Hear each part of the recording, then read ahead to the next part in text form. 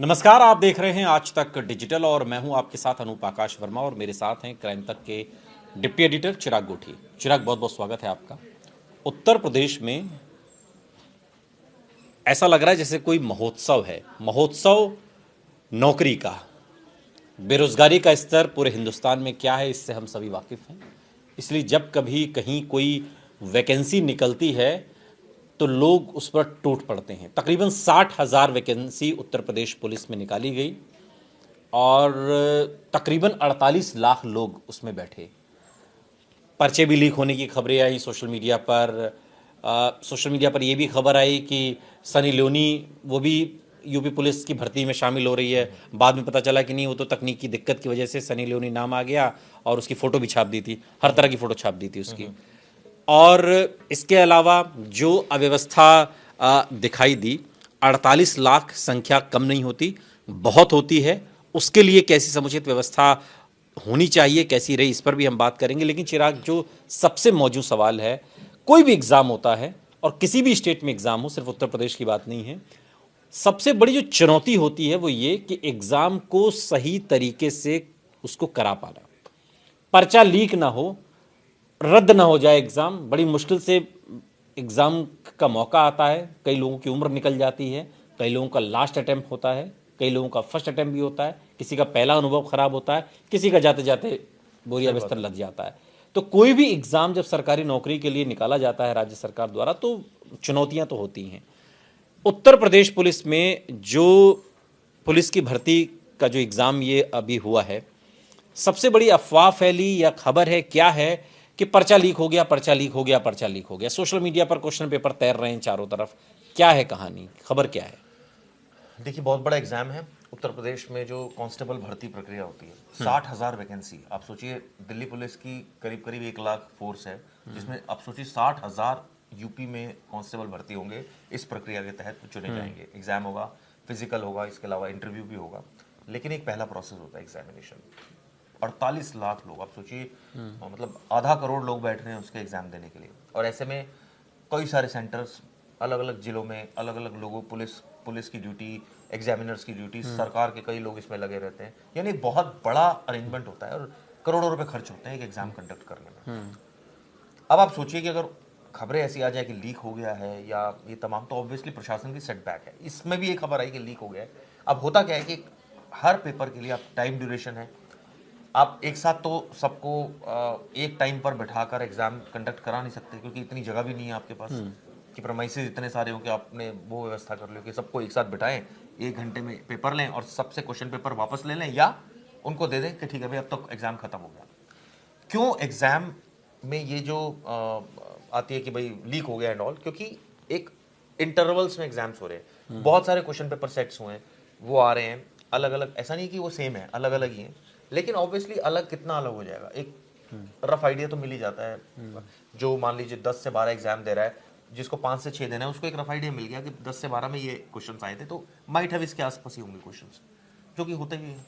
लेकिन सवाल ये उठता है कि जब इस लेवल पर ये एग्जाम्स कंडक्ट हो रहे हैं और ऐसे में खबर आ जाए लीक हो गया, तो ये अपने आप में बड़ी विचित्र स्थिति। इस केस में भी यही हुआ। हालांकि प्रशासन का कहना है कि जांच की जा रही है, लीक हुआ है नहीं हुआ, लेकिन अभी तक प्रशासन का मानना है कि लीक जैसी कोई खबर नहीं है, उनके पास कोई नहीं है, बिल्कुल फेयर तरीके से हुआ है। अब क्या है कि ये भी पॉसिबिलिटी है कि मान लीजिए जिसका एग्जाम 10 से 12 तक है, उसने कुछ क्वेश्चन उसको याद रहे, या उसने क्वेश्चन पेपर सोशल मीडिया पर डाल दिया और एकदम हंगामा मच गया, लीक हो गया, लीक हो गया, लीक हो गया। ऐसा भी होता है। 200 से ज्यादा लोग पकड़े गए अभी तक, जिसमें जो धांधली कर रहे थे अलग अलग तरीकों से। जैसे हमने देखा एडमिट कार्ड में सनी लियोनी की फोटो छपी हुई है, तो वो बड़ी एकदम हास्यास्पद स्थिति हो गई कि ये क्या हो गया। तो और ये भी लगने लगा कि भाई ये क्या एग्जाम की, कौन सा तरीका एग्जाम लेने का। हमने देखा कि कई लोग, आप कानपुर में एक बिहार का लड़का पकड़ा गया, पेपर देने आया था, जिसका आधार ही फर्जी था। बहुत मतलब अलग अलग अतरंगी जोड़े चीजें। जिन्होंने शादियां की बिजनौर में, मैंने देखा कि वो लोग एग्जाम देने आए। यानी एकदम विचित्र स्थिति होती है और पूरे एकदम अलग अलग टाइप के ट्रेनें भी बड़ी एकदम भीड़ भाड़, बहुत भाड़ और कोलाहल मचा आप हुआ है। सोचिए ना कि अब इतना बड़ा अरेंजमेंट, इतने सारे सेंटर्स पर होना ही अपने आप में बहुत बड़ी चीज होती है। ऐसे में अब सच्चाई ये जांच की जा रही है कि भाई क्या वाकई ही पेपर कोई लीक हुआ, क्योंकि ऐसे में बहुत सारे सेट्स बनते हैं पेपर के और वो अलग अलग टाइम पर अलग अलग आप ग्रुप्स को दे रहे हैं करने के लिए। तो अब किसी ग्रुप ने शेयर कर दिया, ये भी एक जांच की बात है कि क्या क्वेश्चन पेपर इनको वापस दिए जाते हैं नहीं, क्योंकि ये मुझे अभी इसकी एग्जैक्ट जानकारी नहीं है दिए जाते हैं नहीं, लेकिन नहीं भी दिए जाते होंगे तो बच्चों को तो याद है। अब मान लीजिए किसी ने एक्स ने वाई को बताया, उसने ड्राफ्ट कर लिया और उसने सोशल मीडिया पे डाल दिया, तो ऐसी तमाम खबरें आ रही हैं, इस तरह की अफवाहें भी फैलाई जाती हैं। और प्रशासन के लिए ये चैलेंज हो गया। आप सोचिए कि इसको ये कहने में कि भाई क्या वाकई ये संख्या भी बहुत ज़्यादा है। देखिए 60,000 की ये वैकेंसी, 48 लाख लोगों का आवेदन, ये बहुत बड़ी संख्या है। और ये बेरोज़गारी के स्तर को भी बताता है कि किस लेवल पर हमारे यहाँ है। लेकिन फिर भी सरकार के लिए भी चुनौती रहती है। चुनौती कई तरह की है। एक चुनौती होती है एग्ज़ाम को सही तरीके से कंडक्ट कराना। दूसरी चुनौती होती है कि फर्जीवाड़ा ना होने पाए, क्योंकि बहुत सारे ऐसे भी केसेस इसमें आए। तकरीबन 200-250 लोग ऐसे पकड़े गए हैं चिराग, कि मान लीजिए भर्ती तो आपको होना है और आपकी जगह मैं पेपर देने पहुंच गया हूँ। इस तरीके के 200-250 लोग पकड़े गए हैं। ये तो पकड़े गए, कहीं तो पकड़े भी नहीं गए होंगे, कहीं भी दे गए होंगे, कहीं पकड़े भी नहीं गए होंगे। तो मैं आपको बता दूं, भर्ती बोर्ड की जो अध्यक्ष है रेणुका मिश्रा, उन्होंने आज तक से ही बोला है बात ये कि अभ्यर्थियों द्वारा सोशल मीडिया पर जो समस्याएं बताई जा रही है उन पर उनको देखते हुए बोर्ड द्वारा इंटरनल कमेटी गठित कर दी गई है जो जांच इस पूरे मामले की कर रही है।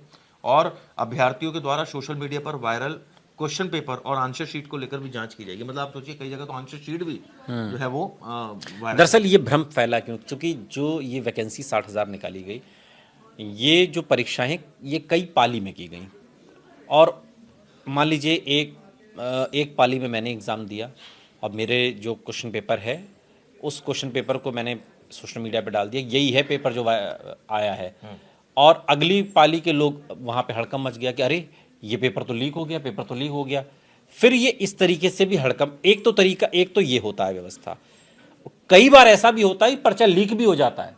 पर्चा लीक हो जाता है, फिर वो सोशल मीडिया पर तैरने लगता है, फिर उसकी बोली लगने लगती है, उसकी कीमत, बहुत कुछ होता है इस तरीके। इसमें तो आंसर शीट भी वायरल कर दी गई कि ये तो प्रश्न पत्र है और ये इसका आंसर है, जो आप फटाफट इसको रट लीजिए। तो कोई भी एग्जाम जब कराया जाता है तो उसमें सरकार के लेवल पर भी कई चुनौतियां होती हैं।